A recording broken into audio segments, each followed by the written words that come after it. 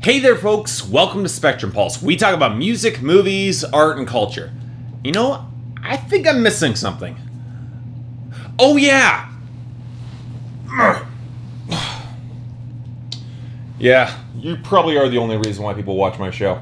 Anyway, we're going to be talking about the debut album from 5 Seconds of Summer, the self-titled debut. So let's try this again. A few months back, in an attempt to fill some time between reviews, I covered the debut EP of 5 Seconds to Summer, She Looks So Perfect. To be kind, I was ambivalent to that EP at best. A small slice of mostly forgettable pop rock that suffered from poor production balance and some really questionable songwriting. Not to mention just a pale shadow of better pop rock acts that had already come before. Now that review received something of a mixed to negative reaction from some people, mostly fans, as many were quick to make a lot of excuses for the band that didn't really fly with me. Yeah, they started on YouTube, and yeah, they're teenagers and they wrote all their own songs with co-writers, and they wrote so many good ones that just didn't make the EP, so I should just give them all a pass, right? Well, no, I'm not gonna do that. Half because it denigrates YouTube talent and teenagers who write their own music and who do show incredible talent, and half because those excuses have nothing to do with the actual content of the music and everything to do with the artist. You can make all sorts of excuses for the artist in question, but it's not gonna make the music any better. And yeah, I admit that, it's silly pop rock, and I probably went further in-depth analyzing the songwriting than even the band ever did. But I repeat here, there are plenty of pop rock bands who do the same sort of thing, and they do it better. And to some degree, I think the fandom of this band comes from the marketing machine behind it that you see every single time a pop rock band in this vein gets popular. And maybe it's just with a bit of the benefit of age and history, or some deeper knowledge of how these bands chart, but there's a formula here. It's been well established, shaped by the producers, if not the band itself, and with that in mind, I've just seen the formula done better. That said, I did recognize that it was a 4-song EP, and bands seldom get the chance to show all of their unique facets on such a really small sampler of their material. So I resolved to pick up their self-titled debut album, and you know what, just give them another chance. It can't be that bad, right? So what did I find? Well, honestly, it's a fair bit better. I will not say that the self-titled debut album from 5 Seconds of Summer is stellar or essential or even great, but it's actually fairly decent, and it shows a pop rock band that does have a certain appeal, and an appeal that I'm completely outside of that demographic at this point. And since I can recognize quality even outside of my own personal taste for this sort of material, I can say that 5 Seconds of Summer put together a pretty solid debut album for their target audience. And when I say their target audience, I'm talking about preteens and maybe teenagers, not much older than that. Okay,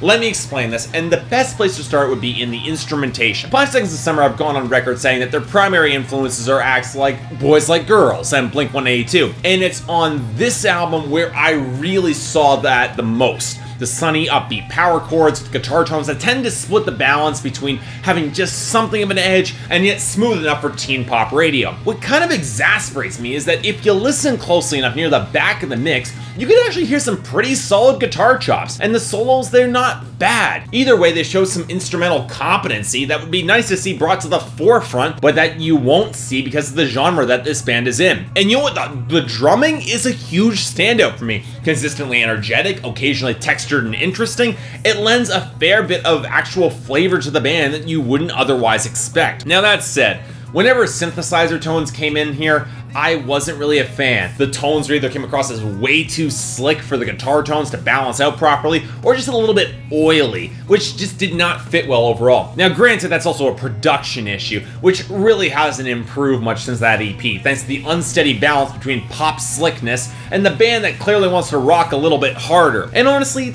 they've got hits and misses on both sides. I dug the heavier tones of Don't Stop and the quick riffs of Heartbreak Girl, the only thing I liked about that song, but the folk-inspired Everything I Didn't Say, the tight groove balanced against the springs on Beside You, the bouncy piano of Long Way Home, the overheated silliness of English Love Affair, and the more acoustic tones of Amnesia, and a pop vein, those worked, I liked those. Now this takes us to our singers, which is, as I said, every member of the band. And here's where the biggest hidden asset of 5 Seconds Seconds to Summer becomes apparent. Sincerity and teenage naivete. Even though the vocal production is still kind of spotty, occasional too much reverb and distortion which clashes with some of the cleaner delivery, these guys clearly believe what they're selling. And while it doesn't always make them immediately likable, it does make them understandable, especially in the vein of just gawky teenagers. It's here where the Boys Like Girls and Blink-182 comparisons and influences are easily most apparent, because both of those acts were defined by sincerity and decidedly teenage stakes in their material. And while there are points where they play up their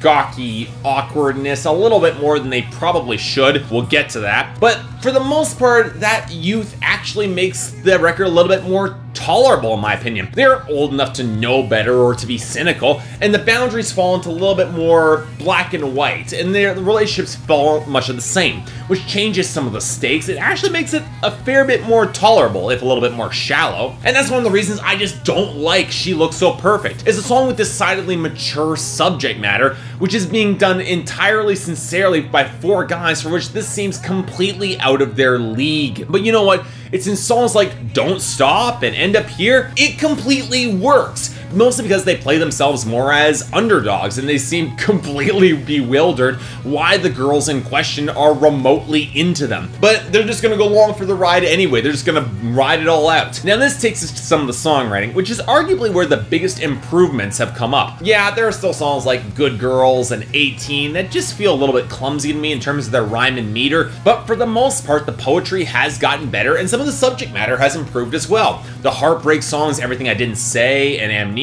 they're well framed and they come across as sincere, the former even going so far to acknowledge his own mistakes primarily contributing to the breakup, which I appreciated. And Beside You is one of the better cracks at a Life on the Road song, certainly better than One Direction's poorly written Story of My Life. And you know what? I'll admit, English Love Affair was a surprisingly enjoyable song for me, as it plays out like the sort of overwrought hookup story that just toes the line between fact and fiction that could go either way, but nobody believes it regardless. I kind of appreciated that. Now that being said, my favorite song on this album was Long Way Home, as it very nearly transported me back to my teenage years, in the nervous moments where I was trying to elongate my travel time in order to spend more time with the girl in the car in question. That was what the best of teen pop can actually do. They can capture those moments in perfect microcosm, no matter how small they might turn out to be, and I really did appreciate that song. Now that said, there are a few moments on this album that really did get on my nerves a fair bit. The least offensive was probably 18, mostly because it plays with the bowling for soup, girl the bad guys want vein, and it was really just too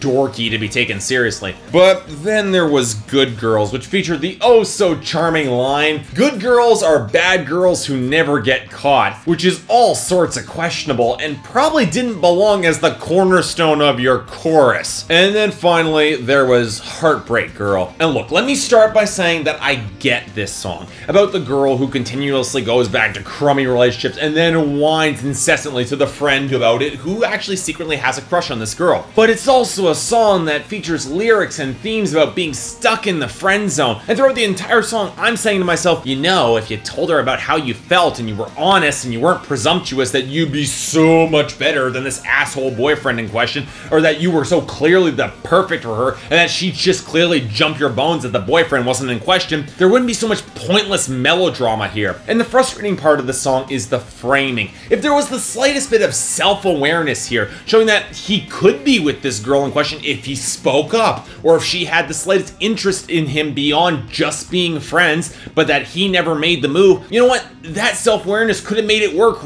kind of really well, but it never really goes for that, and the song just comes across as more than a little unpleasant for me. So yeah, for the most part, you know what, I mostly like the decent self-titled debut of 5 Seconds to Summer. I'm not gonna say it's required listening, and I will acknowledge that it's not for me demographically, and that it still requires a decent bit of work to really rise to the greats of true pop rock excellence in the vein of acts like The Brilliancy, or on the Canadian side with Mariana's Trench, but it was a modest improvement, and I will give credit where it's due. For me, it's a strong 6 out of 10, and it's definitely recommended for any girl from between the ages of, say, 9 to 19. What I'm most happy to hear is potential behind this band, And you know what, who knows? If they last another year or two and don't get burned out by the industry, we might have something special. So stay tuned. So yeah, thanks a lot for watching. If you'd like to like and subscribe, I'd be more than grateful. Yes, I'm in a new place. I'm still working on trying to get the optimum configuration of my lighting, so if you have any suggestions there, I'd be more than happy to hear them. Now on July 12th, I'm going to be retrospectively covering an album from 2013. Either an album that I've already covered, or it's going to be one that I might have missed throughout the course of that year. So leave suggestions in the comments and I would be more than happy to give that album a listen, the one that gets the most suggestions. Outside of that, if there's anything else I might be able to do to improve my presentation, or if there's any other albums coming out this year that you want me to take a look at, I'd be more than happy to give them a listen. So until then, I'm Mark, you're watching Spectrum Pulse, and I'll see you next time.